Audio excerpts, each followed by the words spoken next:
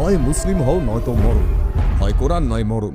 ভাবুন তো, যদি তলোয়ারের সামনে আপনার গোটা পরিবারকে দাঁড় করিয়ে কেউ এই দুটো অপশনের মধ্যে আপনাকে একটা বেছে নিতে বলে, তাহলে আপনি কোনটা বেছে নেবেন? আগে হ্যাঁ, আজ থেকে ঠিক ৮০ বছর আগে এই দুটো অপশন ছিল বাঙালি হিন্দুদের সামনে। হিন্দুদের রক্তে ভেসে গিয়েছিল রাস্তা, গণধর্ষণ, লুটপাট, ধর্মান্তরণ, স্বামীর খুনের সঙ্গে স্ত্রীর নিকাহ, মৃত্যুর থেকেও শোচনীয় পরিণতি হয়েছিল হিন্দু মহিলাদের। মারা গিয়েছিল প্রায় ৫,০০০ হিন্দু, আক্রান্ত হয়েছিলেন ৫০,০০০-এরও বেশি। না, এটা কোনো সাধারণ হত্যাকাণ্ড নয়, এটাই ছিল ভারতের সবথেকে বড় পরিকল্পিত গণহত্যা। হিন্দুদের উপর মুসলিমদের এই নৃশংস হত্যালীলা আর বর্বরতার বিবরণ দেখে ইতিহাস শিউরে উঠেছিল। অথচ নোয়াখালীর এই রক্তাক্ত ইতিহাসকে ছোট্ট ঘটনা বলে ধামাচাপা দেওয়ার চেষ্টা হয় বারবার। তবে ইতিহাস কখনো চাপা থাকে না। যে সত্যিটা ইতিহাসের পাতা থেকে মুছে দেওয়া হয়েছে, সেই ঘটনাটা নিয়েই আমাদের আজকের এই ভিডিও। আর এই গোটা ঘটনাটা নিয়েই বানানো হয়েছে দ্য বেঙ্গল ফাইলস সিনেমাটি।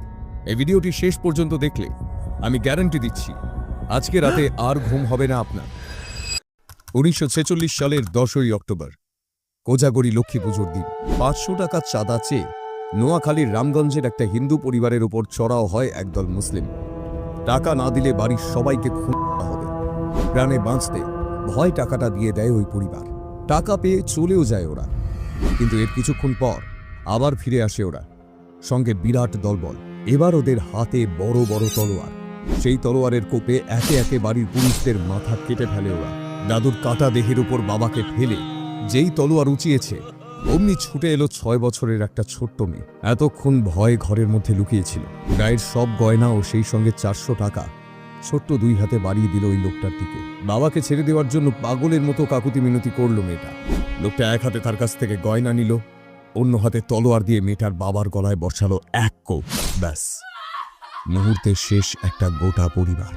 ২৩ অক্টোবর ১৯৪৬ এই ঘটনাটি ছাপা হয় অমৃতবাজার পত্রিকায়। আর এই ঘটনা প্রকাশ্যে আসতেই শিউরে ওঠে গোটা দেশ। ঠিক কি হয়েছিল সেই দিন? কেন এই ইতিহাসকে গোপন রাখা হয়েছে? ১০ই অক্টোবর ১৯৪৬, সেই দিন ছিল কোজাগরী লক্ষ্মী পুজো। হঠাৎ করেই ছড়িয়ে পড়ে একটি গুজব। লক্ষ্মীপুরের রামগঞ্জ থানার করপাড়ার জমিদার রাজেন্দ্রলাল চৌধুরীর বাড়িতে নাকি এক সন্ন্যাসী এসেছেন, ত্রিয়াম্বাকানন্দ। তিনি নাকি ঘোষণা করেছেন পুজোর জন্য ছাগলের বদলে এবার থেকে তিনি মুসলমানের রক্ত দিয়ে দেবীকে প্রসন্ন করবেন। এটা বারুদে স্ফুলিঙ্গের কাজ করে। করপাড়া থেকে সামান্য দূরে শ্যামপুর দায়রা শরীফ। গোলাম সারোয়ার হুসেইনি এখানকার পীর।